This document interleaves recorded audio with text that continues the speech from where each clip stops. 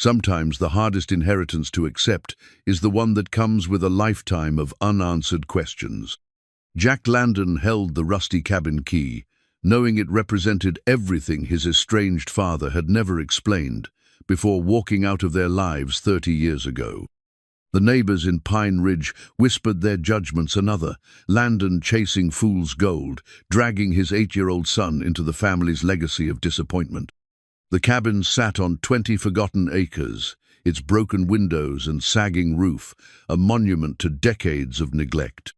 Jack's factory job was gone, the rent overdue, and Tommy deserved better than their cramped apartment where dreams went to die. But when Jack began clearing out the debris, he discovered his father had left more than just rotting wood and rusty nails. Hidden beneath the floorboards were journals, blueprints, and secrets that would change everything. The man who had abandoned them had spent 30 years building something extraordinary. But would Jack have the patience to uncover what his father had really left behind? Before we jump back in, tell us where you're tuning in from, and if this story touches you, make sure you're subscribed, because tomorrow I've saved something extra special for you. Jack Landon's calloused fingers traced the edges of the faded family photograph one more time before tucking it back into his wallet. The image showed a younger version of himself, maybe 6 years old, standing beside a tall man with kind eyes and oil-stained hands. His father, Thomas Landon, had been captured mid-laugh in that picture, his arm wrapped protectively around Jack's small shoulders. It was the only photograph Jack had kept from before the abandonment, the only proof that once upon a time they had been a family. The cramped one-bedroom apartment in Detroit felt even smaller this morning, with cardboard boxes stacked against every available wall and Tommy's excited chatter filling the stale air. His 8-year-old son bounced between the packed containers like a pinball, his sandy hair catching the weak sunlight that filtered through their single grimy window. "Dad, are we really going to live in a cabin like the ones in my adventure books?" Tommy asked. His green eyes, so much like his mother's, had been sparkling with anticipation that Jack wished he could share.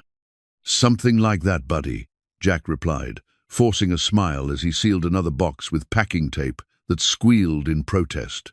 The truth was, he had no idea what they were walking into. The lawyer's call 3 weeks ago had been brief and businesslike.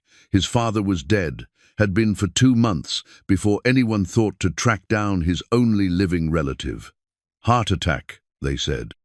Alone in that cabin, probably for days before a postal worker noticed the accumulating mail. The inheritance consisted of 20 acres of Montana wilderness, a cabin that the lawyer diplomatically described as needing attention, and whatever personal effects remained inside. No money, no bank accounts, no life insurance policy, just land that probably wasn't worth the back taxes owed on it and a structure that might not even be habitable. But Jack's options had run out with his factory job 6 months ago. The automotive plant where he'd worked for 12 years had closed permanently, another casualty of overseas manufacturing and corporate restructuring. His unemployment benefits were exhausted, the landlord had already served 2 eviction notices, and Tommy's school had started asking pointed questions about missed supply fees and unpaid lunch accounts. The photograph in his wallet mocked him with its false promise of paternal love. Thomas Landon had walked out on a snowy February morning when Jack was 8, exactly Tommy's age, now leaving behind nothing but a note saying he had to take care of some business and would be back soon. Soon had stretched into weeks, then months, then years. Jack's mother had worked 3 jobs, trying to keep them afloat, her bitterness toward her absent husband growing like cancer until it consumed whatever warmth had once existed in their small house. She died when Jack was 17, worn down by exhaustion and disappointment. At the funeral, Jack had scanned the sparse crowd of mourners, half expecting to see his father's face among them. But Thomas Landon hadn't come home for his wife's burial, just as he hadn't come home for Jack's high school graduation, his wedding to Sarah, or Tommy's birth. "Why didn't Grandpa Thomas ever visit us?" Tommy asked suddenly, as if reading his father's thoughts. The boy had stopped bouncing and was now sitting cross-legged on the floor, carefully wrapping his collection of superhero action figures in newspaper. Jack paused in his packing, choosing his words carefully. Tommy knew the basic facts that his grandfather had left before Jack grew up, that they'd never met, but Jack had tried to shield him from the anger and abandonment that had shaped so much of his own adult life. "Sometimes grown-ups make choices that are hard to understand," Jack said finally. "Your grandfather was dealing with something that made him think he needed to stay away. I don't know what it was, but maybe we'll learn more about it when we get to the cabin." Tommy nodded solemnly, accepting this explanation with the resilience that children possessed in abundance. His son had already endured more upheaval than any child, should losing his mother to cancer when he was 5, watching his father struggle with grief and unemployment, adapting to a parade of temporary apartments as their financial situation deteriorated. Through it all, Tommy had remained optimistic, finding adventure in uncertainty and treating each setback as a temporary inconvenience rather than a permanent defeat. The drive to Montana would take them through 4 states and consume most of their remaining savings in gas and cheap motel rooms. Jack had calculated and recalculated the numbers, stretching every dollar as far as it would go. They'd arrive in Pine Ridge with less than $300 to their name and whatever canned goods he could fit in the back seat of their 12-year-old Honda. Pine Ridge, Montana. Population 847, according to the road atlas Jack had studied at the library. The town sat in the shadow of the Beartooth Mountains, surrounded by national forest and private ranches that had been in the same families for generations. It was the kind of place where everyone knew everyone else's business, where newcomers were viewed with suspicion until they proved themselves worthy of acceptance. The lawyer, a weary-sounding man named Herbert Paulson, had been blunt about the local sentiment regarding the Landon property. "Your father wasn't exactly welcomed with open arms when he showed up 30 years ago," Paulson had explained during their phone conversation. "Kept to himself mostly, which didn't help matters. Folks around here value community involvement, and Thomas never seemed interested in being neighborly. The cabin's been empty since he passed, and I'll be honest with you, some people think it's an eyesore that should be torn down." Jack had pressed for more details about his father's life in Pine Ridge, but Paulson's knowledge was limited to legal matters and second-hand gossip. Thomas had paid his property taxes on time, kept his affairs in order, and apparently lived simply enough that his estate consisted of little more than the land and whatever possessions remained in the cabin.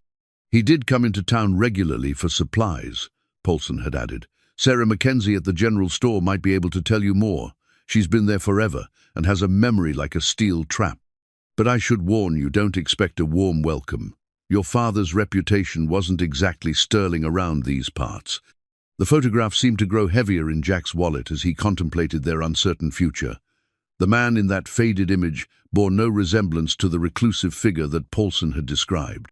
The Thomas Landon that Jack remembered, however, dimly had been animated and curious, always tinkering with some mechanical project in the garage or explaining how things worked with the patience of a natural teacher. But that had been 30 years ago, and people changed. Perhaps the man who had abandoned his family had found some measure of peace in the Montana wilderness. Perhaps the isolation had suited him better than the responsibilities of fatherhood and marriage.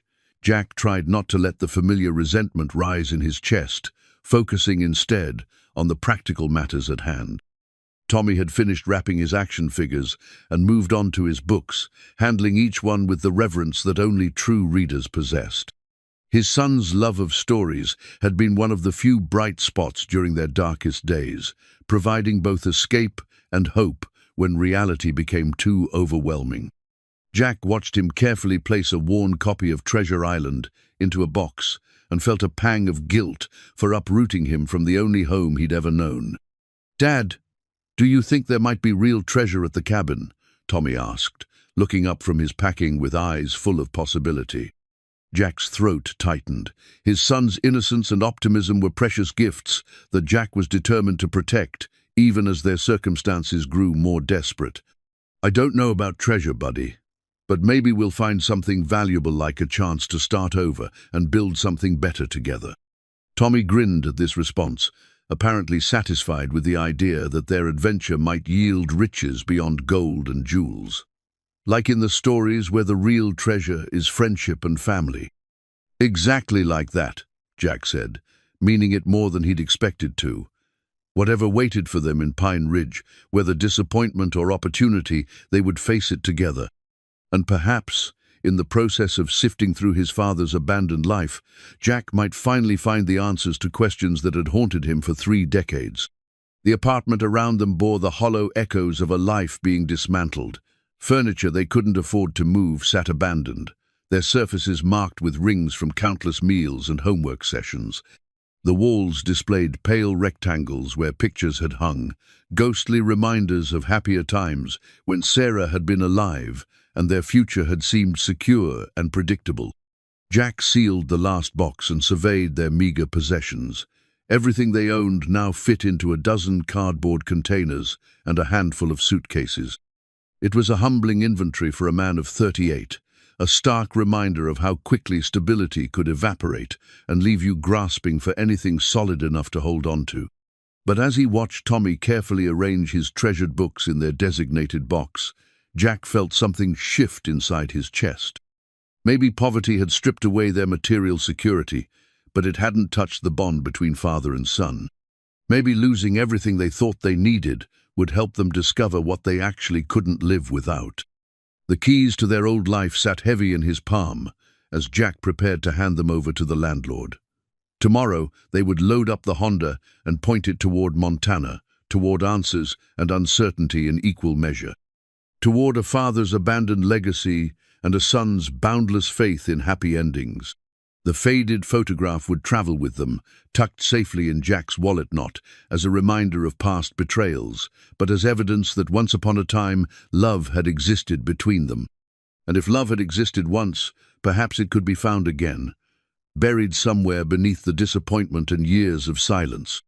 In the growing twilight of their last evening in Detroit, father and son sat together on the bare floor of their empty home, sharing a pizza that represented the last of their dining-out budget. Tommy chatted excitedly about their upcoming adventure, spinning elaborate theories about what they might discover at the mysterious cabin. Jack listened and nodded, allowing his son's enthusiasm to kindle a small flame of hope in his own guarded heart. Whatever Thomas Landon had left behind in that remote Montana cabin, it couldn't be worse than the dead-end life they were leaving behind. And maybe, just maybe, it would be better than either of them dared to imagine. The hand-drawn property map crinkled in Jack's weathered hands as he stood beside their loaded Honda, staring at what his father had called home for 30 years. The cabin squatted like a wounded animal in a clearing surrounded by towering pines, its roof sagging under the weight of accumulated neglect and Montana winters. Broken windows gaped like missing teeth, their frames warped and splitting. The front porch tilted at an alarming angle, its support posts rotted through at the base. Tommy pressed his face against the car window, his breath fogging the glass, as he studied their new home with the analytical eye of an 8-year-old. "It looks like the haunted house from my Halloween books," he announced with the matter-of-fact tone that children used to deliver devastating observations. "It just needs some work," Jack said, though his heart sank as he took inventory of the visible damage. The property map in his hands showed precise measurements and boundary markers drawn in his father's careful handwriting. But it also contained mysterious notations and symbols that made no immediate sense. Small X marks dotted various locations around the property, accompanied by cryptic notes like "Foundation Check" and "Eastern Corner Remember Depth." A rusty pickup truck rumbled up the dirt road, kicking up a cloud of dust that settled over their already grimy Honda. 2 men climbed out, both wearing work clothes and expressions of barely concealed hostility. The older man, perhaps 60 with a grey beard and suspicious eyes, approached with the confidence of someone accustomed to being heard. "You must be Thomas's boy," he said without extending his hand. "I'm Bill Morrison, live about 2 miles south. This here is Pete Carlson." He gestured to his companion, a younger man with calloused hands and the weathered skin of someone who worked outdoors. "We heard you might be coming to claim this place." Jack folded the property map and slipped it into his jacket pocket, suddenly protective of his father's handwritten notations. "That's right.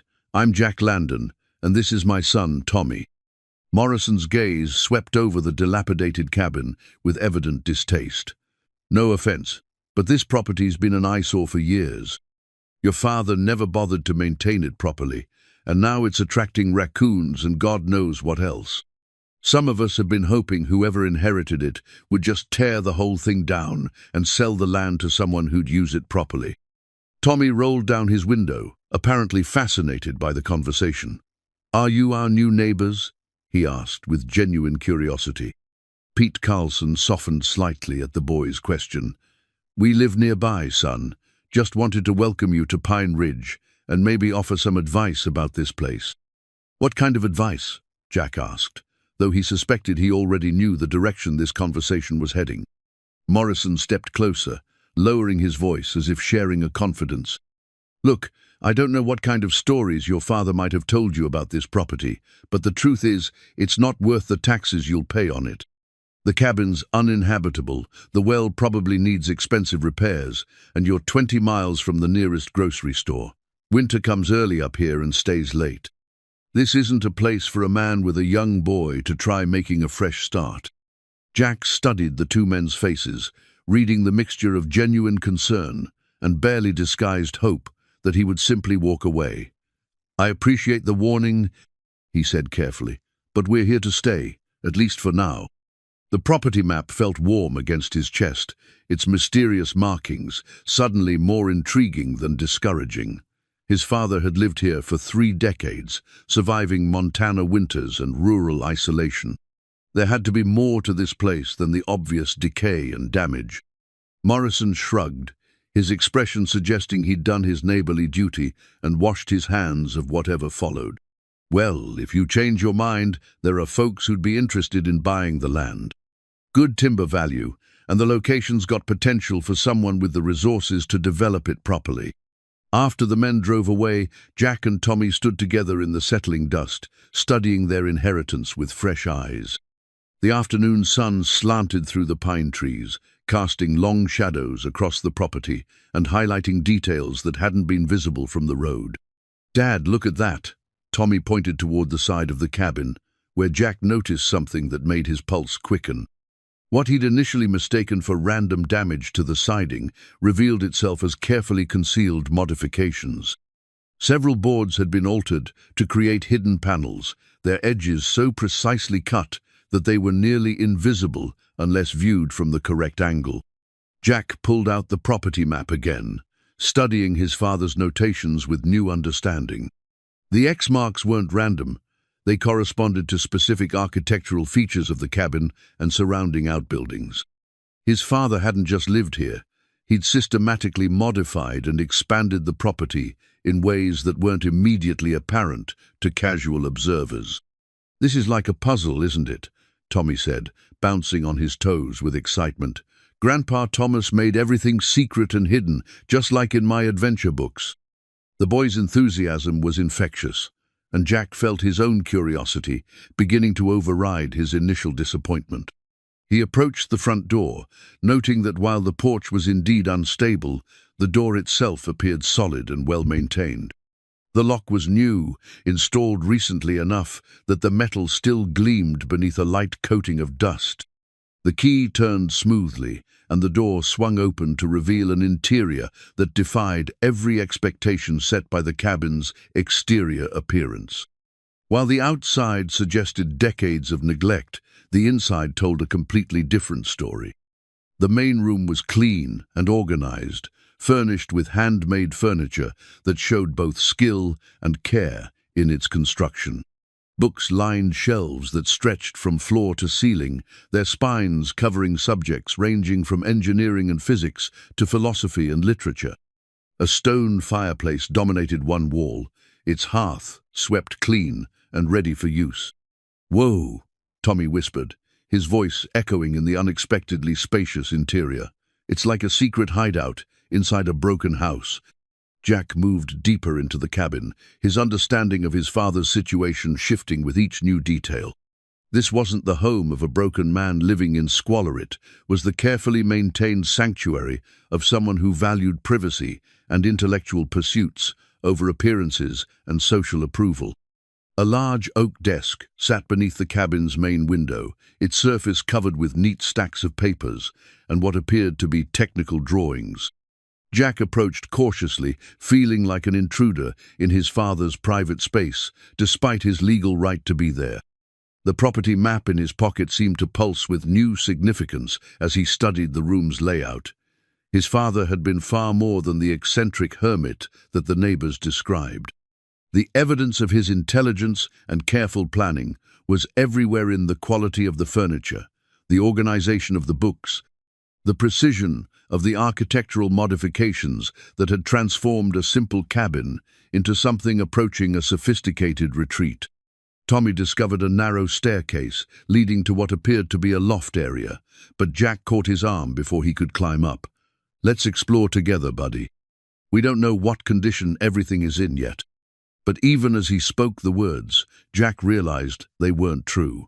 The cabin's interior was in excellent condition, maintained with the care of someone who intended to live there for many years to come. His father hadn't abandoned this place, he'd perfected it. The realization hit him like a physical blow. Thomas Landon hadn't been running away from his responsibilities when he came to Montana. He'd been building something, creating something, preparing something.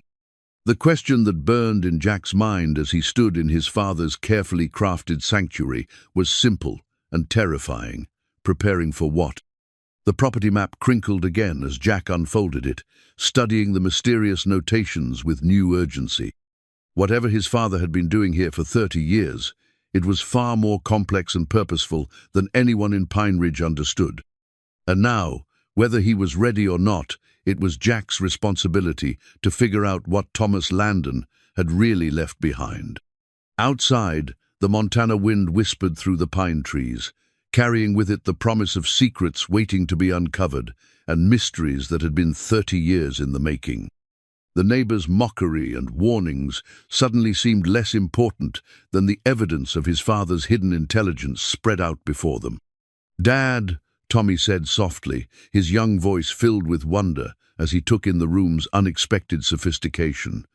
"I think Grandpa Thomas was a lot smarter than those men thought he was."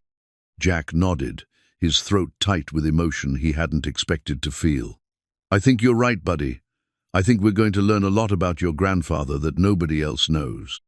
The property map felt like a treasure map now, its cryptic markings promising revelations that would challenge everything Jack thought he knew about the man who had walked out of his life so many years ago.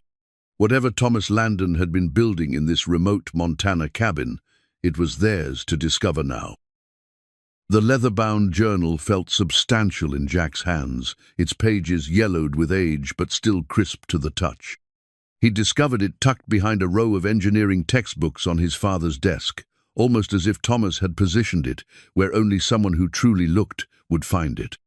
The first entry was dated 30 years ago, just months after his father had disappeared from their Detroit home. March 15th. The foundation work is nearly complete. The eastern quadrant required deeper excavation than anticipated, but the soil composition is ideal for long-term stability. If my calculations are correct, this site will support structures far beyond what the casual observer might imagine. Tommy perched on a handmade wooden stool beside his father, watching with fascination as Jack turned the journal's pages. The boy had adapted to their new environment with the resilience that seemed to be his superpower, treating the cabin's mysteries as an elaborate treasure hunt rather than a source of anxiety. "What does that mean, Dad? Foundation work?" Jack paused in his reading, trying to interpret his father's technical language. "I think it means your grandfather was planning to build something here. Something that needed a really strong foundation to support it." The journal's early entries revealed a Thomas Landon that Jack had never known, methodical, intelligent, and driven by some larger purpose that remained frustratingly unclear. Each page contained detailed observations about soil composition, weather patterns, and structural calculations that suggested his father possessed far more engineering knowledge than Jack remembered. April 20, the locals remain suspicious but manageable. Sarah Mackenzie at the general store seems willing to engage in civil conversation, though she clearly reports my activities to the broader community. This isolation suits my purposes perfectly. The work requires privacy and extended periods of uninterrupted focus. Jack felt a strange mix of pride and resentment as he read his father's words. The man who had abandoned his family apparently possessed the discipline and intelligence to undertake complex long-term projects. Why hadn't he shown that same commitment to his responsibilities as a husband and father? Tommy wandered away from the desk, drawn by his natural curiosity to explore the cabin's hidden corners. Jack watched him press his small hands against the wall panels they'd noticed earlier, searching for the concealed mechanisms that would reveal his grandfather's secrets. "Dad, I think this one moves," Tommy called from across the room. He discovered a section of wall paneling that seemed slightly different from the rest, its edges more precisely fitted than random construction would account for. Jack approached his son's discovery, bringing the journal with him. According to his father's property map, this wall corresponded to one of the mysterious X marks. He pressed gently against the panel, and it shifted inward with the smooth motion of well-maintained hardware. Behind the panel lay a shallow compartment containing more journals, technical drawings, and what appeared to be correspondence with various government agencies and private corporations. Jack selected another leather-bound volume at random, opening it to find entries that made his pulse quicken. June 18th, patent application submitted for improved solar cell efficiency design. Initial review suggests approval likely within 18 months. If successful, this single innovation could fund the larger project for decades. The foundation of tomorrow begins with the infrastructure we build today. Foundation of tomorrow, Tommy repeated, reading over his father's shoulder with the quick comprehension that had always impressed Jack. What kind of tomorrow was Grandpa Thomas building? The question hung in the air as Jack continued reading his father's journal entries. Each page revealed new layers of complexity, references to renewable energy patents, correspondence with universities about research collaboration, and detailed financial projections that suggested Thomas had been thinking in terms of decades rather than years. A knock at the cabin door interrupted their exploration. Jack glanced through the window to see a woman in her 60s standing on their unstable porch, holding what appeared to be a covered casserole dish. Her grey hair was pulled back in a practical bun, and her clothing suggested someone comfortable with rural life, but not entirely rough around the edges. "Must be Sarah Mackenzie from the general store," Jack murmured, remembering the lawyer's suggestion that she might have known his father better than most locals. He opened the door carefully, mindful of the porch's questionable stability. The woman smiled warmly, her expression free of the suspicion that had marked his earlier encounters with the neighbors. "You must be Thomas's son," she said, extending the casserole dish. "I'm Sarah Mackenzie. I own the general store in town and wanted to welcome you properly to Pine Ridge. This is my grandmother's recipe for beef stew. Figured you might appreciate a home-cooked meal after your long drive." Jack accepted the dish gratefully, suddenly aware of how long it had been since they'd eaten anything more substantial than gas station sandwiches. "That's very kind of you, Mrs. Mackenzie. I'm Jack, and this is my son, Tommy." Tommy appeared at his father's elbow, offering Sarah one of his most charming smiles. "Thank you for the stew. Dad's not a very good cook, so this is really nice." Sarah laughed, a sound that seemed to warm the afternoon air. "Well, I'm sure your father has many other talents to make up for it. May I come in for a moment? I'd like to talk with you about your father, if you're willing to listen." Jack hesitated, glancing back at the open journal on his father's desk. But something about Sarah's manner suggested genuine kindness rather than curiosity, and they could use an ally in Pine Ridge. "Of course. Please come in." Sarah entered the cabin and paused, her expression shifting to one of surprised recognition. "My goodness, He really did turn this place into something special, didn't he? You've been inside before? Only once, about 10 years ago, when I delivered some supplies during a particularly harsh winter. Thomas was concerned about running low on essentials, but he was too proud to come into town and admit he needed help. Sarah's eyes swept over the organized bookshelves and quality furniture. He showed me around a bit that day, and I could tell this place meant everything to him, but I never imagined he'd continued developing it to this extent. Jack found himself eager for any information about his father's life in Pine Ridge. What was he like? In town, I mean. The other neighbors we met didn't seem to think much of him. Sarah settled into one of Thomas's handmade chairs, accepting Tommy's offer of water from their travel supplies. Your father was a complicated man, Jack. He kept to himself mostly, but he wasn't unfriendly when you got him talking. The problem was that most folks around here didn't have the patience to get him talking. They saw a man who didn't attend church, didn't participate in community events, and didn't seem to need anyone's company. That makes people nervous in a small town. But you got to know him better. A little. He was one of my most reliable customers, always paid his bills promptly, and never caused any trouble. But more than that, he was clearly intelligent. The books he ordered, the magazines he subscribed to, the technical journals, this was not an ordinary hermit living off the grid. He was studying something, learning something, working towards something. I just never knew what. Tommy had returned to exploring the wall panels, and Jack heard him gasp with excitement from across the room. "Dad, look at this one." Another hidden compartment had revealed itself. This one containing what appeared to be architectural blueprints and engineering specifications. Jack excused himself from Sarah and joined his son, unfolding one of the technical drawings on his father's desk.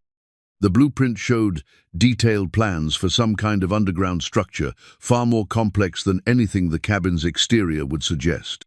The plans included specifications for ventilation systems, electrical infrastructure, and what appeared to be laboratory facilities. Sarah approached the desk, her expression growing more intrigued by the moment. "I remember now," she said slowly. "About 15 years ago, Thomas ordered some very expensive construction materials through the store. Concrete reinforcement, specialized electrical components, things that seemed far beyond what anyone would need for basic cabin maintenance. When I asked him about it, he just smiled and said he was working on his foundation for tomorrow." The phrase from the journal echoed in Jack's mind as he studied the blueprints.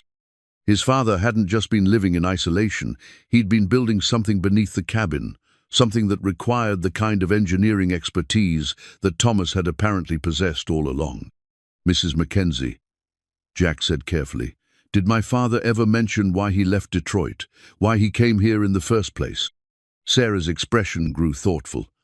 "Only once, and not directly.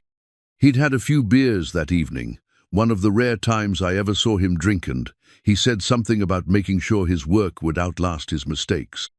He said he'd left behind people he loved because staying would have put them in danger, but someday they'd understand that everything he built was for them." Jack felt his throat tighten with unexpected emotion. The journal entries suddenly took on new meaning, and the architectural plans spread across the desk represented something far more personal than he'd initially understood. His father hadn't abandoned them out of selfishness or inability to handle responsibility. He'd been working towards something, building something, creating something that he intended as a legacy for the family he'd left behind. The question that remained was what exactly Thomas Landon had been building in the Montana wilderness, and whether Jack and Tommy were ready to discover the full scope of his father's 30-year project. The blueprint portfolio lay spread across his father's workshop table like a roadmap to the impossible. Jack had discovered the basement workshop that morning, accessed through a concealed staircase hidden behind what appeared to be a simple storage closet.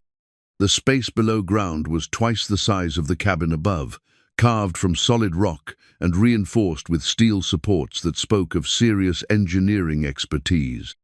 Tommy descended the workshop stairs with the careful steps of a boy who understood he was entering somewhere important. His eyes widened as he took in the sophisticated equipment that filled the underground space: precision tools, electronic testing devices, and drafting tables covered with technical drawings that seemed decades ahead of their time. "Dad, this is like a secret laboratory," Tommy whispered, his voice filled with the same awe Jack was struggling to process. The blueprint portfolio contained dozens of technical drawings, each one more complex than the last.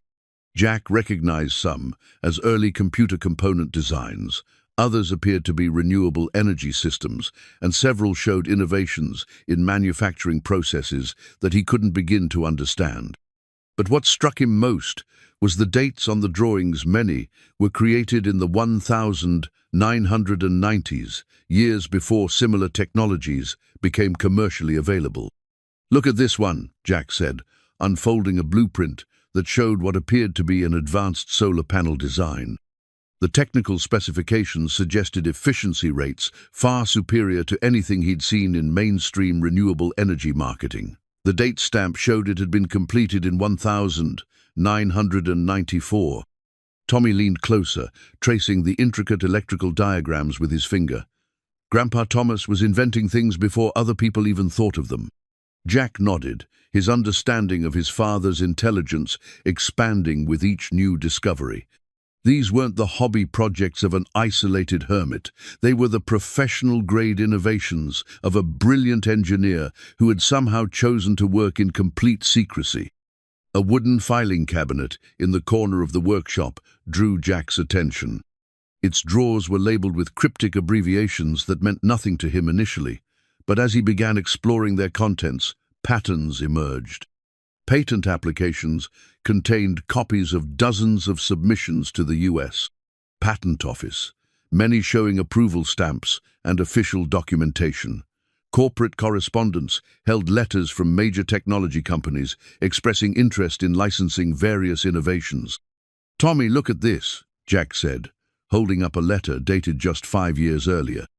The letterhead belonged to a major electronics manufacturer, and the content made Jack's hands shake slightly as he read aloud.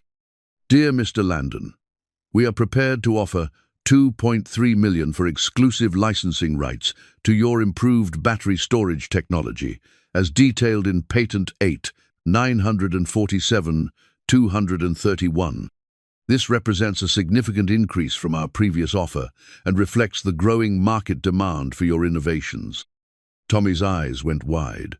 $2.3 million for one invention? Jack continued reading through the corporate correspondence, finding similar offers from different companies for various patents his father had developed. The numbers were staggering millions of dollars in licensing offers that his father had apparently either declined or ignored entirely. "Why didn't he take the money?" Tommy asked, voicing the question that Jack was struggling to answer. A leather journal tucked behind the patent files provided some insight. This volume contained entries from more recent years, showing Thomas's evolving perspective on his work and its purpose. December 8th declined another licensing offer from Reynolds Technologies. The battery storage patent alone could fund comfortable retirement, but that misses the larger point. These innovations aren't meant to enrich corporations that will limit their application for profit margins. The foundation of tomorrow requires different thinking. Jack paused in his reading, beginning to understand his father's long-term strategy.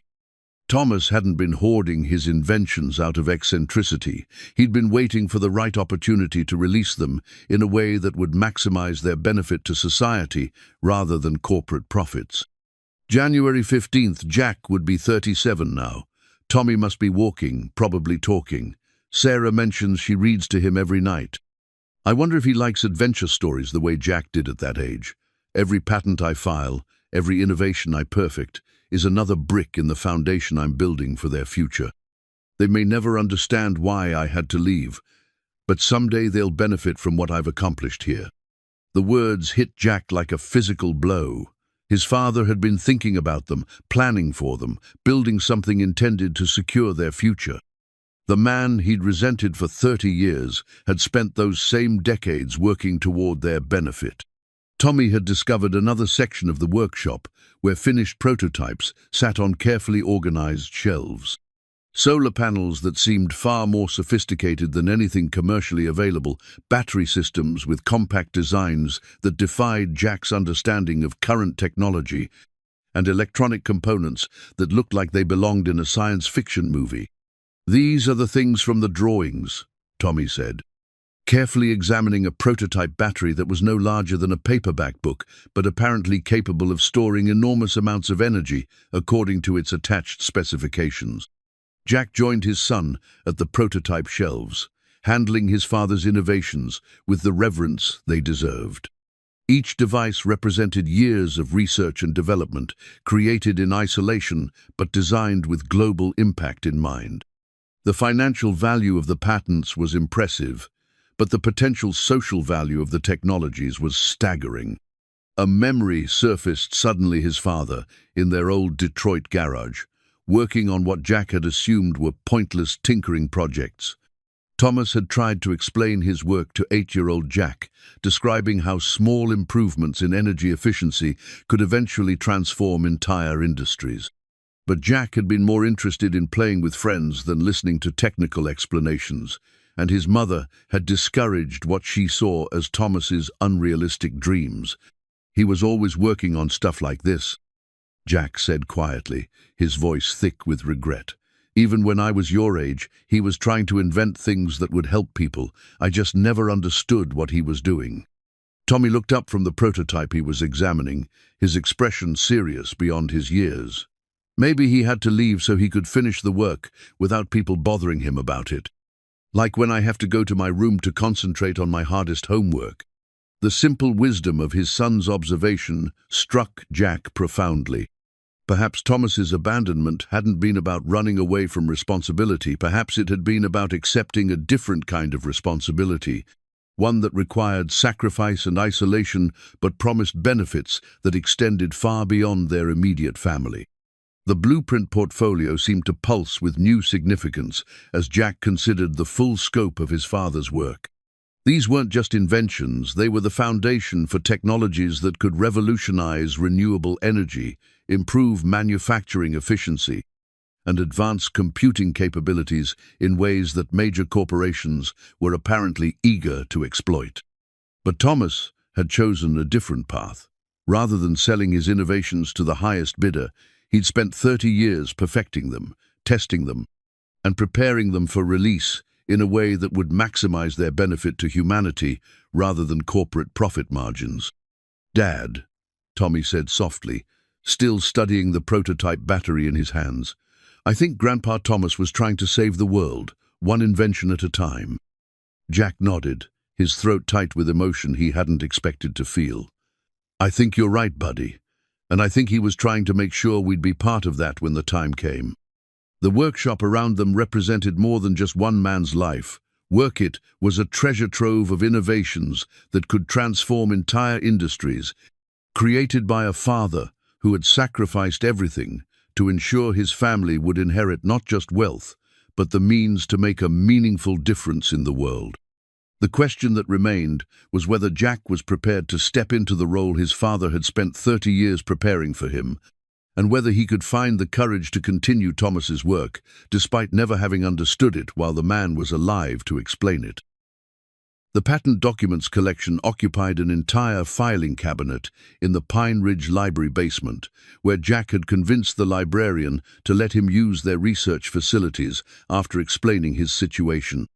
Spread across 3 tables were photocopies of official patent filings that revealed the true scope of his father's genius and the staggering financial empire he had quietly built over 3 decades of innovative work. Tommy sat cross-legged on the library floor, carefully organizing patent documents by date, while Jack worked through the more complex financial implications. What had begun as curiosity about his father's inventions had evolved into something approaching awe as the numbers became clear. "Dad, this one is for something called Advanced Photovoltaic Cell Architecture." Tommy read from a patent dated 1996.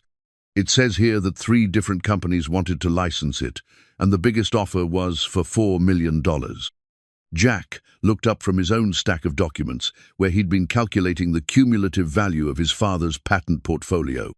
The preliminary numbers were staggering conservative estimates, suggested Thomas had turned down licensing offers, totaling more than $50 million over the past 15 years. But look at this, Jack said, showing Tommy a more recent patent filing. He didn't just turn down the offers. He kept improving the designs, making them more efficient, more practical. This solar cell patent from last year shows efficiency rates 30% better than anything currently on the market. The librarian, a patient woman named Dorothy Chen, who had been surprisingly helpful despite the unusual nature of their research, approached their table with another box of materials. "I found these in our local business records," she said, setting down a collection of incorporation documents and business licenses. "It appears your father established several small corporations over the years, mostly for managing patent applications and licensing negotiations." Jack opened the business records, finding yet another layer of his father's careful planning. Thomas hadn't just been inventing in isolation, he'd been building a sophisticated legal and financial structure to manage his innovations. Each corporation had been established for specific purposes: renewable energy patents, computer technology innovations, manufacturing process improvements. "Mrs. Chen," Jack said, looking up from the incorporation papers, "do you know if my father worked with any local lawyers or accountants? This level of business organization would require professional help." Dorothy smiled knowingly. "Herbert Paulson, the lawyer, who contacted you about the inheritance, has been handling your father's legal affairs for over 20 years. He's been very discreet about it, but Thomas was one of his most important clients. You should probably schedule a meeting with him." The suggestion made perfect sense, but Jack felt a surge of frustration at the lawyer's earlier discretion. Paulson had made it sound like Thomas had died with minimal assets, when in reality he'd been managing a complex portfolio of valuable intellectual property. Tommy had moved on to a different section of patent documents, his young mind apparently better equipped than Jack's to navigate the technical specifications. "Dad, this one is really cool. It's called Integrated Energy Storage and Distribution System, and it looks like it could power a whole house with just one small battery." Jack joined his son, studying the patent drawings with growing amazement. The energy storage system represented a quantum leap beyond current battery technology, combining several of Thomas's other innovations into a unified solution that could revolutionize home energy management. "According to this," Jack said, reading the technical specifications, "a single unit could store enough energy to power an average home for 2 weeks. And it could be recharged from solar panels, wind generators, or conventional electrical grid connections." The patent was dated just 2 years ago, suggesting Thomas had continued innovating right up until his death. But more importantly, it had never been licensed to any corporation. It remained entirely under Thomas's control, which meant it now belonged to Jack and Tommy.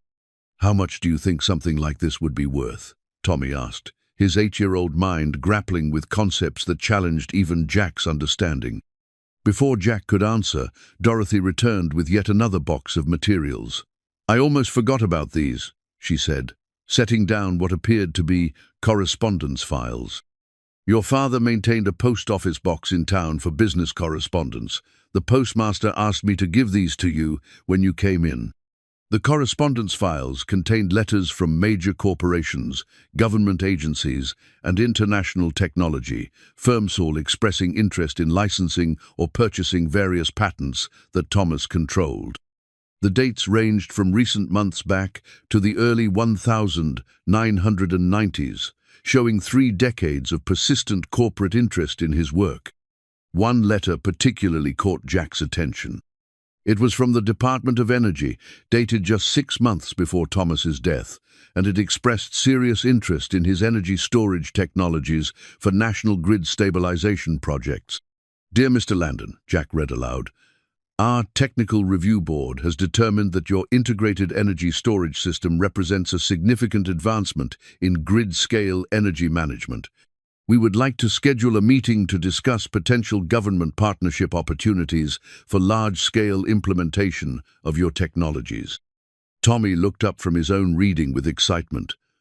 The government wanted to use Grandpa's inventions, like for the whole country. Jack nodded, his understanding of his father's work expanding once again. Thomas hadn't just been creating products for commercial sale, he'd been developing technologies that could transform energy infrastructure on a national scale. The implications were staggering, both in terms of social impact and financial value. A calculation was forming in Jack's mind as he worked through the patent values and corporate interest letters. Conservative estimates suggested his father's patent portfolio was worth tens of millions of dollars in immediate licensing potential. But if the technologies were as revolutionary as they appeared, their long-term value could be far greater. "Dad, look at this one," Tommy said, holding up a letter from a European renewable energy consortium. They wanted to pay $25 million just for the rights to use Grandpa's solar panel designs in Europe. Jack took the letter, noting that it was dated just 8 months ago, after Thomas should have been able to respond if he'd wanted to pursue the opportunity. Yet there was no indication in the correspondence files that he'd replied to any of the recent offers. The pattern was becoming clear. Thomas had spent 30 years perfecting his innovations, building a comprehensive portfolio of technologies that could revolutionize multiple industries. But rather than cashing in on their immediate commercial value, he'd been waiting for something, preparing for some larger purpose that required keeping the technologies under his direct control. A memory surfaced of his father's journal entry about building the foundation of tomorrow. Perhaps Thomas had never intended to sell his innovations piecemeal to corporations that would exploit them for short-term profits. Perhaps he'd been planning something far more ambitious, a comprehensive release of technologies that could benefit humanity as a whole, rather than enriching individual companies. "Tommy," Jack said softly, his voice filled with a mixture of pride and overwhelming responsibility, "I think your grandfather was planning to change the world, and I think he was planning for us to help him do it." The patent documents spread across the library tables represented more than just financial inheritance. They were the blueprint for a technological revolution that one brilliant man had spent his entire adult life preparing. The question that now faced Jack was whether he had the courage and wisdom to continue his father's work, despite having spent 30 years misunderstanding the man's true purpose. Outside the library windows, the Montana afternoon was fading into evening, but inside, father and son continued their exploration of Thomas Landon's extraordinary legacy, each new discovery adding another piece to a puzzle that was far more complex and valuable than either of them had imagined possible. The safe deposit box key was impossibly small, hidden inside a hollowed-out copy of Walden that had been sitting innocuously among the hundreds of other books on his father's shelves.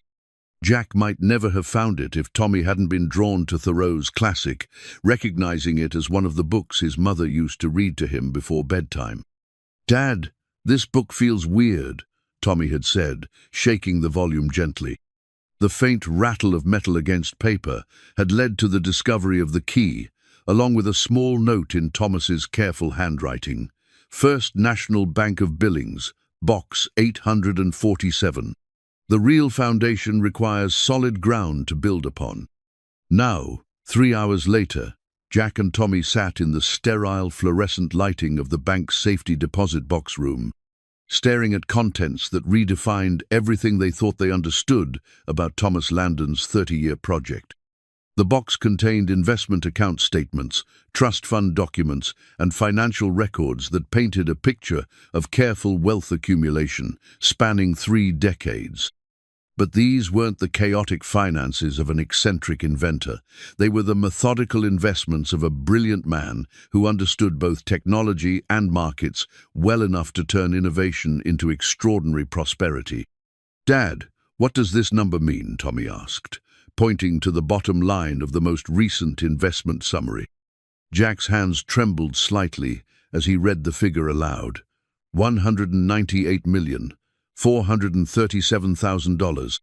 The words hung in the air between them like something from a fantasy story. Jack read the number again, checking and rechecking the decimal points, convinced he must be misinterpreting the financial document somehow. But every account statement, every investment summary, every trust fund balance confirmed the impossible reality. His father, the man who had walked out on his family and lived like a hermit in a remote Montana cabin, had accumulated a fortune approaching $200 million. How? Jack whispered, more to himself than to Tommy. How did he do this? The answer lay in the other documents contained in the safety deposit box. Patent royalty statements showed that while Thomas had refused to sell his innovations outright, he had carefully licensed specific applications to selected companies, retaining control over the core technologies while generating steady income streams. But the real genius was in his investment strategy. Thomas had used his patent royalties to fund early investments in technology companies that would later become industry giants. The documents showed he'd purchased significant stakes in renewable energy startups, computer technology firms, and manufacturing companies that aligned with his own innovations, often years before they became profitable or widely recognized. "Look at this," Jack said, unfolding an investment statement from 1995. He bought 10,000 shares of something called Solar Tech Solutions for $3 per share. According to this recent statement, those same shares are now worth over $400 each. Tommy did the math with the quick mental arithmetic that had always impressed Jack. That's like turning $30,000 into $4 million? Exactly. And he did this dozens of times, with dozens of different companies. Jack spread out more investment documents, revealing a portfolio that read like a prediction of the technology industry's evolution over the past 3 decades. Thomas had invested early in companies that developed internet infrastructure, renewable energy systems, advanced manufacturing processes, and breakthrough medical technologies. In every case, his investment timing had been extraordinarily prescient, as if he'd possessed insider knowledge about which technologies would eventually transform their respective industries. But as Jack studied the investment patterns more carefully, he realized it wasn't insider knowledge, it was superior technical understanding. Thomas had recognized the potential of emerging technologies because he was working on similar innovations himself. His patent portfolio had given him insights into industry trends that most investors couldn't possibly possess.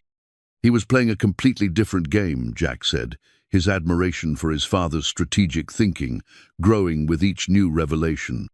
While other people were guessing about which companies might succeed, he actually understood the technology well enough to make informed predictions. Tommy had discovered another section of the safety deposit box containing what appeared to be legal documents. "Dad, what's a trust fund?" Jack took the trust documents, scanning through legal language that gradually became clear despite its complexity. Thomas had established multiple trust funds, all designed to provide long-term financial security for Jack and Tommy while preserving the capital for future generations. "It means your grandfather set up special accounts that will take care of us forever," Jack explained, his voice thick with emotion he hadn't expected to feel. "The money grows over time, but we can use some of it for important things like education, housing, and helping other people." But the most surprising discovery was yet to come. At the bottom of the safety deposit box lay a sealed envelope addressed simply to Jack and Tommy. Inside, Thomas's final financial instructions revealed the true scope of his long-term planning. "My dear son and grandson," the letter began, "if you are reading this, it means I have passed away, and you have taken the time to truly explore what I built during our years apart. The financial resources you have discovered are not meant to be hoarded or spent frivolously. They represent the foundation for something far more important than personal wealth." Jack paused in his reading, glancing at Tommy, whose young face showed the serious concentration he reserved for truly important conversations. "The patents, investments, and accumulated capital are intended to fund the Landon Foundation organization, dedicated to releasing beneficial technologies freely to humanity, rather than selling them to the highest corporate bidder. Every innovation I developed, Every dollar I invested, every sacrifice I made was toward this single purpose, ensuring that technological advancement serves human flourishing rather than corporate profit. The weight of his father's vision settled over Jack like a mantle of responsibility he'd never asked for but couldn't ignore. Thomas hadn't just been accumulating wealth, he'd been building the financial infrastructure necessary to revolutionize how beneficial technologies were developed and distributed. You now have the resources to continue this work, the letter continued. The choice is yours whether to honor the vision or simply enjoy the financial security. But I hope you will consider that the true treasure is not the money itself, but the opportunity to use it in service of something larger than ourselves. Tommy leaned against his father's shoulder, apparently sensing the magnitude of what they'd discovered. Grandpa Thomas wanted us to help people with his inventions, didn't he? Jack nodded, his throat tight with emotions that ranged from gratitude to overwhelming responsibility to deep regret for the 30 years of misunderstanding that had separated him from his father's true purpose. He did, buddy. He spent his whole life building something that could make the world better, and now he wants us to help him finish it. The bank vault around them felt simultaneously like a treasure chamber and a sacred space, holding not just extraordinary wealth, but the carefully preserved dream of a man who had sacrificed everything, including his family's understanding, to serve a vision larger than personal happiness. Outside the vault, the afternoon sun was setting over Montana's vast landscape, casting long shadows that seemed to stretch toward a future that Thomas Landon had spent 30 years preparing his son and grandson to inherit. The question that remained was whether Jack had the courage and wisdom to step into the role his father had envisioned for him, despite having spent most of his adult life resenting the man who had made it all possible. The final letter from his father waited in a sealed envelope, tucked behind the last page of the trust fund documents, its paper yellowed with age and marked with a date from just 3 months before Thomas's death. Jack's hands shook as he broke the wax seal, knowing instinctively that whatever lay inside would complete the picture his father had spent 30 years creating. Tommy sat quietly beside him in the bank's privacy room, somehow understanding that this moment required reverence rather than his usual energetic curiosity. The afternoon light streaming through the small window cast everything in golden hues that seemed to sanctify the moment of final revelation. "My dearest Jack," the letter began, "if you are reading this, it means you have discovered not just the financial resources I accumulated, but also the deeper purpose behind my apparent abandonment of our family. I know that no explanation can fully heal the wounds my departure created, but I hope that understanding my reasons might begin that healing process."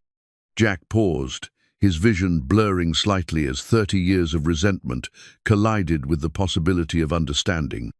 Beside him, Tommy waited patiently, his small hand resting supportively on his father's arm. "The truth is that I never wanted to leave you and your mother. Every day of our separation has been a form of torture that I accepted only because staying would have put you both in mortal danger. The work I was doing in Detroit, the early patents, the prototype development had, attracted the attention of certain corporations that were willing to use violence to control technologies they considered valuable." Jack felt his world shifting as he processed his father's words. The abandonment he'd interpreted as selfish disregard had actually been protective sacrifice. 3 different attempts were made to break into our home and steal my research. The final incident involved men who made it clear that your mother and you would be harmed if I didn't surrender my work to their corporate sponsors. That night, I realized that the only way to keep you safe was to disappear entirely, taking my research with me and leaving no trail that could lead them back to you. The letter trembled in Jack's hands as decades of bitter assumptions crumbled and reformed into something approaching understanding. His father hadn't run away from responsibility. He'd accepted a crushing burden of isolation to protect the family he loved. I came to Montana with nothing but my notebooks and the desperate hope that I could continue my work in isolation while keeping you and your mother safe from the corporate interests that wanted to exploit my innovations. Every patent I filed, every investment I made, every technological breakthrough I achieved was motivated by a single purpose, building a legacy that would someday provide for you and any family you might create. Tommy shifted closer to his father, apparently sensing the emotional weight of the revelations, even if he couldn't fully understand their implications. "Dad, are you okay?" Jack nodded, though tears were streaming down his face as he continued reading his father's explanation of 30 years of sacrifice and planning.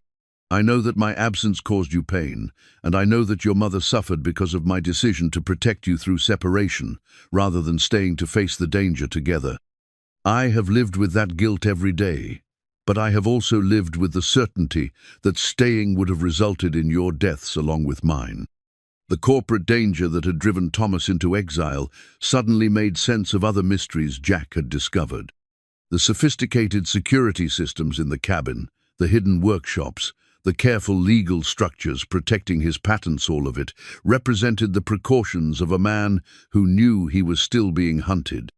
"The technologies I developed over these 30 years are worth far more than the financial statements suggest. In the wrong hands, they could be used to consolidate corporate power and increase inequality.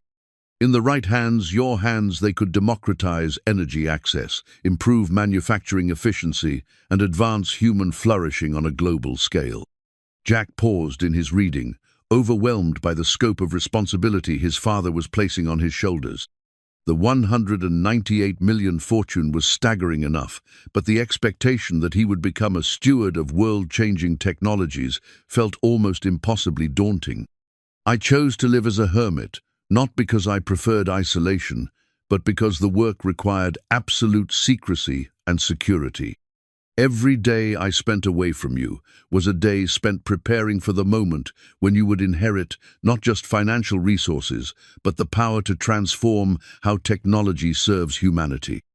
Tommy had been listening intently to his father's quiet reading, and now he spoke with the wisdom that seemed to emerge from him during their most important conversations.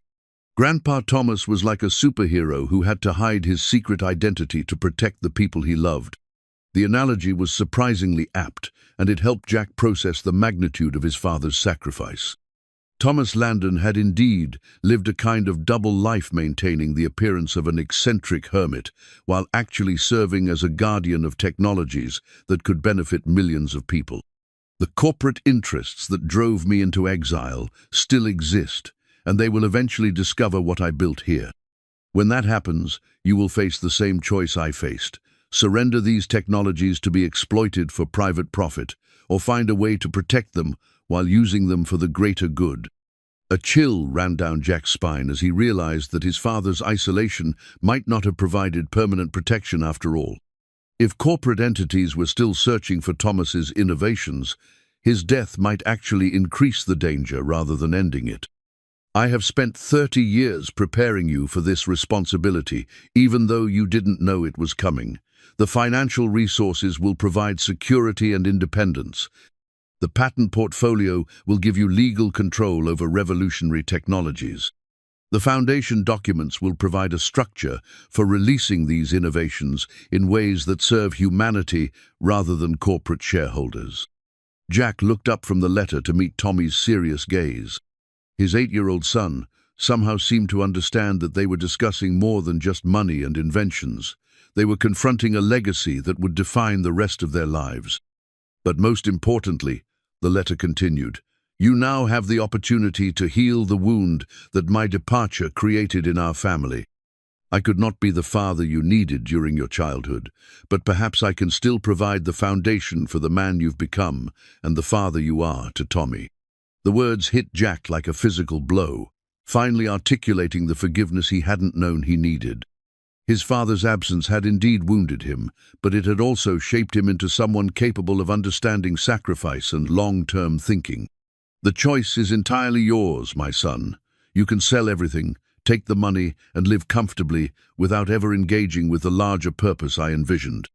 Or you can step into the role I spent 30 years preparing for you as a guardian of technologies that could help heal the world's problems while providing security for your own family." Jack folded the letter carefully, his mind reeling with the implications of everything he'd learned. His father hadn't abandoned them out of weakness or selfishness. He'd made the most difficult choice possible, sacrificing his own happiness to protect them while building something extraordinary for their future. "Tommy," Jack said softly, his voice thick with emotion, "I think I finally understand why your grandfather had to leave us, and I think I understand what he wants us to do with what he left behind." The boy nodded gravely, his young mind apparently grasping the essential truth, even if the details remained complex. "He wants us to use his inventions to help people, doesn't he? Like superheroes with science instead of superpowers." Jack smiled through his tears, amazed once again by his son's ability to distill complex situations into their essential elements. "Exactly like that, buddy. Exactly like that." The bank vault around them no longer felt like a treasure chamber, it felt like a sacred trust, holding not just extraordinary wealth but the carefully preserved love of a father who had sacrificed everything to ensure his family's future while serving something larger than himself. The real treasure wasn't the money or even the patents, it was the opportunity for redemption, understanding, and the chance to honor a love that had never wavered despite 30 years of necessary separation. The grandfather's watch felt heavy in Jack's palm as he sat in the restored cabin 3 weeks after discovering his father's final letter. The vintage timepiece had been Thomas's father's, passed down through generations of Landon men who had apparently shared a tradition of quiet determination and long-term thinking. Now it belonged to Jack, its steady tick marking moments that felt pregnant with possibility and responsibility. Tommy was curled up in one of his grandfather's handmade chairs, reading through simplified versions of the patent documents that Jack had prepared for him. At 8 years old, his son couldn't grasp all the technical complexities, but he understood the essential point. They now controlled technologies that could change the world, and they had to decide how to use them responsibly. "Dad, the solar panel invention could power whole cities without pollution, right?" Tommy asked, looking up from his reading with the serious expression he wore when processing important information. "That's right, buddy. And the battery storage system could help save energy from sunny days to use on cloudy ones, or from windy days to use when the air is still." Jack had been learning the technical details himself, working through his father's journal entries and patent specifications with the help of engineering textbooks from the local library. The phone rang, interrupting their quiet planning session. Jack had installed a landline in the cabin, partly for practical communication, and partly because cell service remained spotty in their remote location. The caller was Herbert Paulson, the lawyer who had handled Thomas's affairs and was now helping Jack navigate the complex legal implications of his inheritance. "Jack, we need to talk." Paulson's voice carried an urgency that made Jack's stomach tighten. "I've been contacted by representatives from 3 different corporations, all expressing interest in acquiring your father's patent portfolio. They're offering extraordinary sums. We're talking about immediate payments that could exceed the value of your current investments." Jack felt a familiar chill as he remembered his father's warnings about corporate interests that had driven him into exile. "What kind of corporations?" "Major players in renewable energy, computer technology, and manufacturing. They're being very aggressive about their interest, and they've made it clear that they consider your father's patents to be extremely valuable to their long-term strategic planning." The timing felt ominous. Jack had spent the past 3 weeks quietly researching his options, consulting with financial advisors, and beginning to establish the legal framework for the Landon Foundation that his father had envisioned. He'd been careful to avoid publicity or any actions that might attract unwanted attention to their situation. "How did they find out about the patents so quickly?" Jack asked, though he suspected he already knew the answer. "Patent filings are public record once they're approved, but these corporations seem to have more detailed information than what's publicly available. They know about patents that were filed under various corporate names your father established, and they have detailed knowledge of the technologies involved. Someone has been doing very thorough research." Jack glanced at Tommy, who had stopped reading and was listening to the phone conversation with the alertness that children developed when they sensed adult concern. His son's presence reminded him that this wasn't just about Jack's own decisions. Whatever he chose would affect Tommy's future and safety. "What are you recommending?" Jack asked. "Honestly, I'm recommending that you consider their offers very seriously. The money they're proposing would set you and Tommy up for life, and it would eliminate any potential complications from trying to manage the technologies yourself. Your father was brilliant, but he was also paranoid about corporate threats that may not be as serious as he believed." But Jack had read his father's journals carefully, and the corporate surveillance and intimidation that Thomas described didn't sound like paranoia. Sounded like documented experience with dangerous people who wouldn't hesitate to use violence to control valuable technologies. After ending the call with Paulson, Jack sat quietly with Tommy, both of them processing the implications of the corporate interest. The offers were tempting immediate financial security without the overwhelming responsibility of managing world-changing technologies. But they would also mean abandoning his father's 30-year vision of democratizing beneficial innovations instead of letting them be exploited for corporate profit. "Dad, what do you think Grandpa Thomas would want us to do?" Tommy asked, his young voice cutting straight to the heart of Jack's internal struggle. Jack looked down at his father's watch, its hands marking the passage of time that felt simultaneously urgent and eternal. "I think he would want us to be brave enough to do what's right, even if it's harder than what's easy." Tommy nodded seriously, apparently satisfied with this answer. "Like in my adventure books, where the heroes have to choose between keeping treasure for themselves or using it to help everyone." The analogy was surprisingly accurate. Jack and Tommy now possessed technological treasures that could benefit millions of people, but only if they had the courage to resist the corporate interests that wanted to control and limit their application. Over the following days, Jack threw himself into understanding both the technical potential of his father's innovations and the practical challenges of implementing them responsibly. He studied renewable energy markets, researched patent law, and consulted with experts who could help him evaluate his options. The more he learned, the more he understood why his father had been so determined to maintain control over his inventions. The solar panel and battery storage technologies alone could revolutionize energy access in developing countries, but only if they were priced affordably and shared openly, rather than being controlled by corporations focused on maximizing profit margins in wealthy markets. Tommy helped in his own way, asking questions that forced Jack to articulate his thinking clearly, and approaching each new revelation with the wonder that reminded Jack why the work mattered. When his son understood that they could help provide clean electricity to schools and hospitals in places that had never had reliable power, his enthusiasm became infectious. "We could be like Santa Claus," Tommy said one evening, as they worked together on Jack's preliminary plans for the Landon Foundation. "Except instead of toys, we'd give people inventions that make their lives better." The image made Jack smile despite the weight of responsibility he was carrying. Perhaps that was exactly what Thomas had envisioned: a way to distribute beneficial technologies as freely as possible, motivated by generosity rather than profit. But the corporate pressure was intensifying. Paulson called daily with updates on new offers, and Jack had begun noticing unfamiliar vehicles parked along the road near their property. The isolation that had protected his father for 30 years might not provide the same protection now that Thomas was gone, and his patents were attracting active corporate interest. The evening before Jack planned to announce his decision about the foundation, he sat with Tommy on the cabin's front porch, watching the sun set over the Montana wilderness that had sheltered his father's work for 3 decades.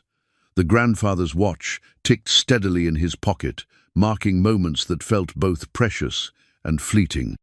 "Are you scared, Dad?" Tommy asked, leaning against his father's shoulder with the trust that children showed when they believed adults could handle any challenge. Jack considered the question carefully. He was scared, terrified, actual of making the wrong choice, of failing to honor his father's sacrifice, of putting Tommy in danger, of not being equal to the responsibility he'd inherited. But he was also excited by the possibility of using their resources to genuinely help people and heal some of the wounds that his father's necessary absence had created in their family. "I'm scared," Jack admitted, "but I'm also excited. Your grandfather spent 30 years building something amazing, and now we get to decide how to use it. That's scary, but it's also the greatest gift anyone could give us." Tommy nodded gravely, his young wisdom providing comfort that Jack hadn't expected to find. "Grandpa Thomas must have been scared too when he had to leave us to protect us. But he did it anyway, because it was the right thing to do." The watch seemed to pulse with approval in Jack's pocket as he realized that his son had identified the essential truth. Courage wasn't the absence of fear, it was the willingness to act righteously despite fear, to serve something larger than personal comfort, to honor the sacrifices of those who had come before. Tomorrow, Jack would call Paulson and reject the corporate offers. Tomorrow, he would begin implementing his father's vision of the Landon Foundation. Tomorrow, he would step fully into the role that Thomas had spent 30 years preparing him to fill. But tonight, he sat with his son on their father's porch, grateful for the love that had transcended 30 years of separation and the opportunity to finally understand the man who had sacrificed everything to ensure their future while serving the greater good. The real treasure wasn't the money or the patents, it was the chance for redemption, purpose, and the continuation of a legacy built on love rather than abandonment. The town hall deed lay spread across the Pine Ridge Community Center's main table, like a revelation that transformed everything the residents thought they knew about Thomas Landon and his 30-year presence in their community. Jack had called the meeting for 7 o'clock on a Tuesday evening, knowing that most working families would be able to attend and that the timing would allow for thorough discussion of what he was about to propose. Nearly 200 people had gathered, a remarkable turnout for a town of less than 900 residents. Jack recognized some faces from his previous encounters. Bill Morrison and Pete Carlson sat in the front row, their expressions mixing curiosity with the skepticism they'd shown since his arrival. Sarah Mackenzie had claimed a seat near the middle, her encouraging smile providing comfort in a room full of uncertain neighbors. Tommy sat beside his father at the main table, wearing his best shirt and the serious expression he reserved for important occasions. In front of them lay documents that would fundamentally alter how Pine Ridge residents understood their community's recent history and future possibilities. "Thank you all for coming," Jack began, his voice carrying clearly through the room's careful silence. "I know there's been a lot of speculation about why my son and I came to Pine Ridge, and what we plan to do with the property my father left us. Tonight, I want to share some information that I think will surprise you as much as it surprised me." He lifted the town hall deed, letting the official document catch the overhead lighting so everyone could see its formal seals and legal stamps. "This is the deed to the Pine Ridge Community Center, along with the fire station, the library building, and approximately 40% of the commercial properties on Main Street." A murmur ran through the crowd as people processed what Jack was telling them. Sarah Mackenzie leaned forward in her seat, her expression shifting from curiosity to amazement. "According to these legal documents, my father Thomas Landon purchased these properties over the past 15 years, always through intermediary corporations and legal trusts that kept his name off the public records. He now owns nearly half of Pine Ridge's downtown commercial district." Bill Morrison stood up, his face flushed with confusion and apparent anger. "That's impossible. We would have known if someone was buying up the town. Property sales are public record." Jack nodded, understanding the man's disbelief. "You're right, that property sales are public record. But my father was very careful to structure his purchases through corporations with names like Montana Rural Development LLC and Beartooth Investment Partners. Unless you knew to look for the connection, you wouldn't realize that all these companies were controlled by the same person." He unfolded additional documents, showing the complex web of corporate structures that Thomas had created to maintain his anonymity while systematically acquiring properties throughout Pine Ridge. Each purchase had been strategic, focusing on properties that were essential to the community's function, but were struggling financially due to the area's declining population and economic challenges. "Why?" asked a woman Jack didn't recognize, her voice carrying the bewilderment that many residents were obviously feeling. Why would a hermit who barely talked to anyone spend millions of dollars buying properties in a town he seemed to want nothing to do with? Tommy had been listening quietly, but now he spoke up with the clarity that often emerged from his young perspective. Because Grandpa Thomas did care about the town. He just cared about it in a secret way, like superheroes who help people without anyone knowing who they really are. The boy's words seemed to resonate with the crowd, and Jack felt a surge of pride at his son's ability to distill complex situations into their essential emotional truth. "Tommy's right," Jack continued. "My father cared deeply about Pine Ridge, but he had reasons for keeping that care private. Over the past few weeks, I've discovered that he wasn't just living as a hermit in that cabin. He was working on technologies that could revolutionize renewable energy, improve manufacturing efficiency, and advance human prosperity on a global scale." He paused, letting the magnitude of that statement settle over the room before continuing. "The patents he developed over 30 years are worth nearly $200 million. But more than that, they represent innovations that could transform how energy is produced, stored, and distributed worldwide."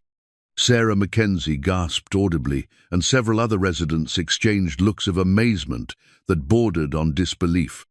Jack understood their reaction. He'd experienced the same overwhelming surprise when he'd first discovered the scope of his father's work.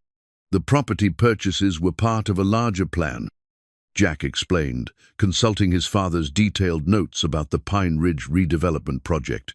He envisioned transforming this community into a model for sustainable rural development, using his technologies to create energy independence, economic opportunity, and population growth that could reverse decades of decline. Pete Carlson raised his hand tentatively. "Are you saying that Thomas, your father, was planning to help Pine Ridge? All this time, we thought he didn't care about the community at all." Jack nodded, his throat tightening with emotion as he thought about his father's commitment to people who had never understood his true intentions. He cared so much that he spent millions of dollars and decades of planning to ensure this community would have a viable future. He just never told anyone about it because the work required secrecy and because he knew that corporate interests might try to interfere if they understood what he was building. The room fell silent as residents processed this revelation. Many of them had spent 30 years viewing Thomas Landon as an eccentric outsider who contributed nothing to their community. Learning that he had actually been their secret benefactor and advocate required a fundamental reassessment of assumptions they'd held for decades. "What happens now?" Morrison asked, his earlier hostility replaced by something approaching respect. "What are you planning to do with all this?" Jack looked at Tommy, drawing strength from his son's encouraging nod, then addressed the room with the decision he'd been building toward for weeks. "I'm planning to honor my father's vision," he said. "Starting next month, we'll begin implementing the Pine Ridge Sustainable Development Project. Using his technologies and the financial resources he accumulated to transform this community into a model for rural prosperity and environmental sustainability." The announcement sparked immediate discussion throughout the room, with residents talking excitedly among themselves about the implications of what Jack was proposing. For the first time since his arrival in Pine Ridge, he sensed genuine enthusiasm rather than skepticism from his neighbors. "This means jobs," Sarah Mackenzie said, her voice carrying the hope that had been absent from rural Montana communities for decades. "Real jobs using advanced technologies right here in Pine Ridge." Jack nodded, consulting his father's detailed plans for the development project. "Manufacturing jobs, research and development positions, construction work, and service industries to support a growing population." My father estimated that full implementation of his plan could bring Pine Ridge's population back to over 3,000 residents within 10 years. The transformation of the room's atmosphere was remarkable. People who had entered the meeting as skeptical neighbors were now discussing possibilities with the excitement of community members who had discovered unexpected hope for their hometown's future. Tommy tugged on his father's sleeve, whispering a question that Jack answered quietly before addressing the room again. "My son wants to know if this means other kids might move to Pine Ridge so he'll have friends to play with." The laughter that greeted this question was warm and inclusive, marking a fundamental shift in how the community viewed the Landon family. They were no longer outsiders inheriting an eyesore. They were community members, bringing resources and hope that could benefit everyone. As the meeting continued past 9 o'clock, with residents asking detailed questions about timelines, job opportunities, and environmental impact, Jack realized that his father's most important achievement wasn't the financial wealth or the revolutionary patents. It was the creation of possibilities that could bring a dying community back to life while advancing technologies that could benefit humanity as a whole. The town hall deed had been more than just a legal document. It was Thomas Landon's declaration of faith in Pine Ridge's future and his commitment to ensuring that the benefits of his life's work would flow to the people who had unknowingly provided him with the peace and isolation necessary to complete his revolutionary research. The community development plans covered every surface of the renovated community center.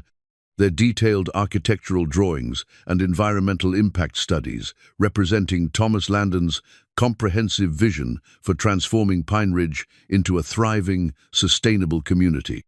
Jack had spent the morning working with Tommy to arrange the displays so that residents could walk through the plans in logical sequence, understanding how each component of the development project connected to create a unified whole. By 10 o'clock, the room was packed beyond capacity, with families spilling out onto the sidewalk and peering through windows to catch glimpses of the extraordinary blueprints that promised to revolutionize their small Montana town. Word had spread throughout the region overnight, drawing visitors from neighboring communities who wanted to see what everyone was calling the Pine Ridge Miracle. "Dad, look how excited everyone is," Tommy whispered, his young voice filled with wonder, as he watched adults and children studying the development plans with the intensity usually reserved for treasure maps.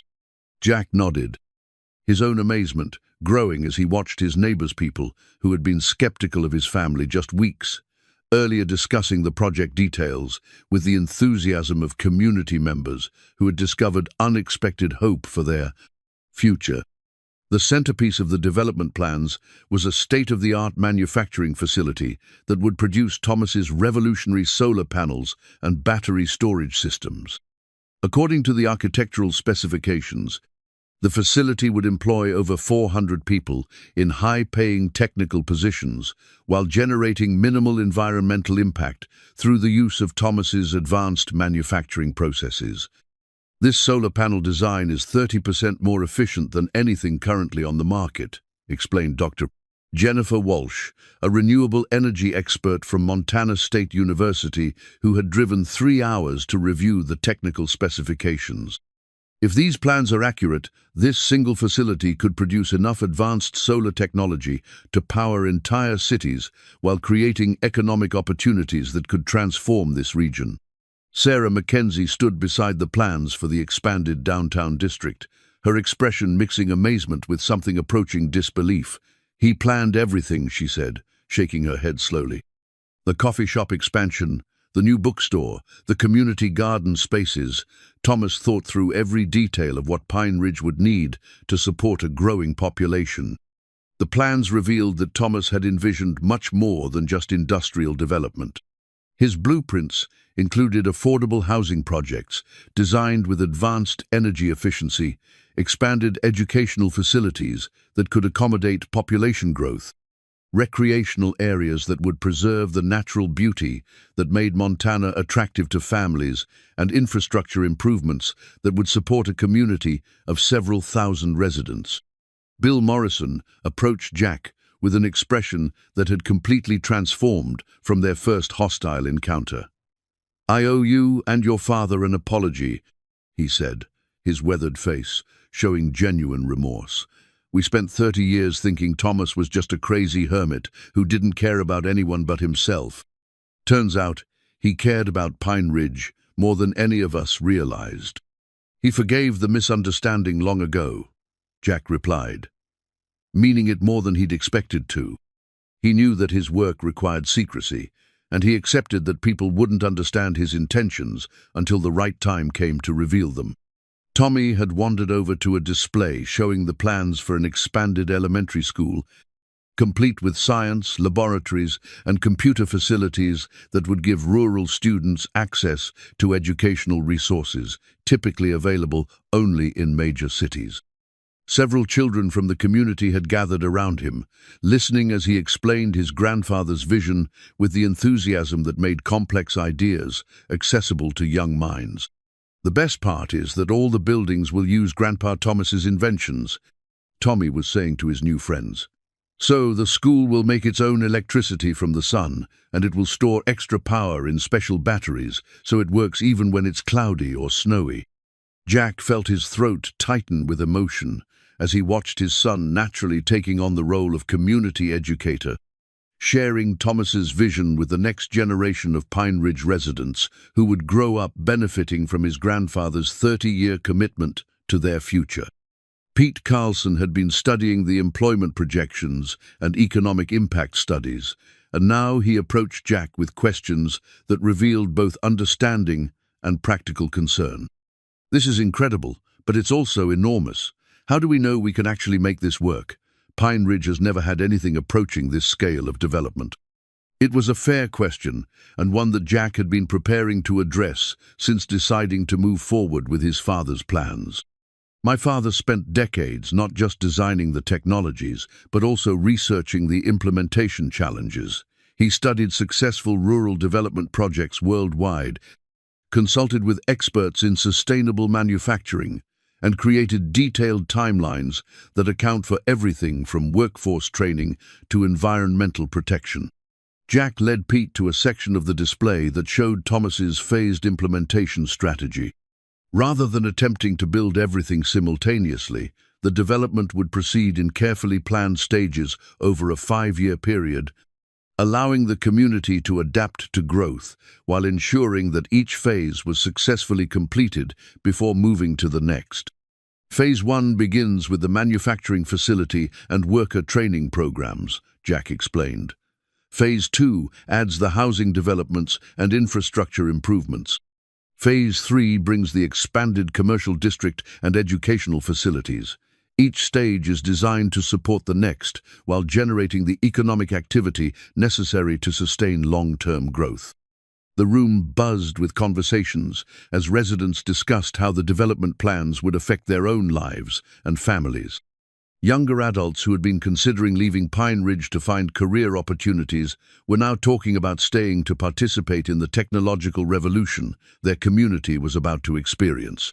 Older residents who had watched their town slowly decline for decades were expressing cautious optimism about its potential for renewal. "Jack," Sarah Mackenzie called from across the room, "you need to see this response." She was holding a tablet computer, showing him messages that had been flooding social media since news of the Pine Ridge Development Project had begun spreading online. Renewable energy companies, environmental organizations, and rural development advocates were expressing intense interest in Thomas's innovations and their potential for replication in other struggling communities. "We're getting inquiries from towns across Montana, Wyoming, and the Dakotas," Sarah explained. "Everyone wants to know if your father's technologies could work in their communities too." Jack realized that Pine Ridge was about to become more than just a beneficiary of Thomas's vision. It was positioned to serve as a demonstration project that could inspire similar developments throughout rural America. The implications were staggering, both in terms of economic opportunity and environmental impact. As the afternoon progressed and the crowd began to thin, Jack found himself standing with Tommy in front of the display, showing Thomas's original cabin property. The architectural plans revealed that his father had always intended for the cabin to become the headquarters of the Landon Foundation, with underground facilities expanded to include research laboratories, meeting spaces, and archives that would preserve his innovations for future generations. "Dad," Tommy said softly, his young voice carrying wisdom that continued to amaze Jack. "I think Grandpa Thomas is proud of us. I think he knew we would choose to help people instead of just keeping all the money for ourselves." Jack nodded, his eyes misting as he contemplated the transformation that had occurred in their lives and their community over the past month. They had arrived in Pine Ridge as desperate strangers, inheriting what appeared to be worthless property. They were now positioned to lead a development project that could revolutionize rural sustainability while honoring the memory of a man whose love had never wavered despite 30 years of necessary separation. The community development plans spread around them represented more than just architectural blueprints. They were the physical manifestation of Thomas Landon's faith in human potential and his commitment to ensuring that technological advancement served community flourishing rather than corporate profits. The real treasure hadn't been the money, or even the patents. It had been the opportunity for redemption, purpose, and the healing of wounds that had seemed permanent just weeks earlier. The new family portrait sat on the mantelpiece of the fully restored cabin, its frame catching the afternoon sunlight that streamed through windows that had been replaced and gleamed like promises of transparency and hope. 6 months had passed since Jack and Tommy had first arrived in Pine Ridge, and the transformation both of their lives and their community felt like something from the adventure stories that Tommy loved to read. In the photograph, father and son stood together on the cabin's rebuilt front porch, their arms around each other's shoulders and their faces showing the peace that came from understanding their place in something larger than themselves. Behind them, the cabin displayed the careful restoration that had revealed its true character, no longer a monument to neglect, but a testament to what patient love could accomplish over time. Tommy had grown taller during their months in Montana, but more importantly, he had grown into his role as the inheritor of his grandfather's legacy. At 9 years old, he could explain renewable energy principles to visiting dignitaries with the same enthusiasm he brought to describing his favorite superhero stories. The Landon Foundation had become his second classroom, where he learned that intelligence combined with compassion could create possibilities that seemed impossible. "Dad, look!" Tommy called from the kitchen window, where he was watching the construction crews working on the first phase of the Pine Ridge Sustainable Development Project. "They're installing the solar panels on the community center today." Jack joined his son at the window, marveling at how different the view had become in just 6 months. Where once there had been only wilderness and isolation, now there was purposeful activity as contractors, engineers, and local workers collaborated to implement Thomas's vision for community transformation. The manufacturing facility was already operational, employing 230 people from Pine Ridge and surrounding communities in the production of advanced solar panels and battery storage systems that were generating international interest. Orders were arriving from cities across North America and Europe, providing economic stability that the region hadn't experienced in decades. But the true measure of success wasn't found in employment statistics or production. It was visible in the faces of neighbors who had rediscovered hope for their community's future. Children who had been planning to leave Pine Ridge after high school were now talking about college degrees that would prepare them for careers in renewable energy and sustainable technology. Families who had been struggling with economic uncertainty were making long-term plans that included staying in the community where their roots ran deep. "The reporter from the Washington Post is coming today to interview us about the foundation," Jack reminded Tommy, as they prepared for another day of managing their increasingly complex responsibilities. Tommy nodded seriously, straightening his shirt with the gravity he reserved for important occasions. Over the past months, he had become surprisingly comfortable with media attention, treating journalists' questions as opportunities to educate people about his grandfather's innovations and their potential for improving lives worldwide. The Landon Foundation had evolved far beyond what even Thomas had envisioned in his most optimistic planning. Rather than simply releasing patents for free use, the Foundation had developed a comprehensive system for transferring beneficial technologies to communities and organizations that could implement them for maximum social benefit. Solar panel manufacturing cooperatives had been established in 12 developing countries, using Thomas's designs to provide affordable renewable energy in regions that had never had reliable electricity. Battery storage systems were being deployed to stabilize electrical grids in island nations that had previously depended entirely on imported fossil fuels. Manufacturing process improvements were being shared with worker-owned enterprises that prioritized environmental sustainability and fair labor practices. The financial management of the foundation required constant attention, but Jack had discovered that he possessed an intuitive understanding of his father's investment strategies. The patent royalties and investment returns continued to grow, providing the resources necessary to expand the foundation's work while maintaining the long-term sustainability that Thomas had built into his planning. Jack, the call from the United Nations is scheduled for 2 o'clock. Sarah Mackenzie reminded him as she entered the cabin with the morning's correspondence. She had become the Foundation's unofficial coordinator, managing communications and logistics with the efficiency that had made her general store successful for decades. The UN call was regarding a proposal to implement Thomas's technologies as part of their sustainable development initiatives in sub-Saharan Africa. The potential impact was staggering. Millions of people could gain access to clean electricity, improved manufacturing capabilities, and the economic opportunities that came with technological advancement. Tommy had been following the international discussions with the fascination that other children reserved for video games, understanding intuitively that his grandfather's inventions could help solve problems on a scale that transformed entire nations, rather than just individual communities. "Dad," Tommy said as they walked together toward the Foundation's expanded headquarters, "do you think Grandpa Thomas knew that his inventions would help so many people?" Jack considered the question carefully, thinking about his father's journals and the careful planning that had characterized every aspect of his work. "I think he hoped they would, buddy. But I also think he would be amazed by how much you've helped make that happen."